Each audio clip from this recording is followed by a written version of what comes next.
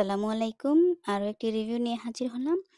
তো আজকে আমি রিভিউ করব এই পিঙ্ক কালার ইয়োগা ম্যাটের।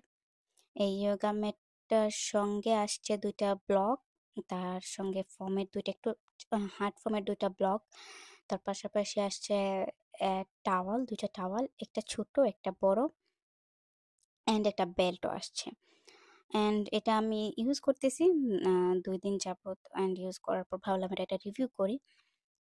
এটার থিকনেস আপনারা দেখতে পাচ্ছেন কিরকম থিকনেস, এবং তার সঙ্গে এটা ইউজ করাটাও অনেক ইয়োগা ম্যাট আছে যখন আমরা ইউজ করি একটু শক্ত মনে হয়, কিংবা সেই সফটনেস কিংবা সেই ফিলটা পাওয়া যায় না।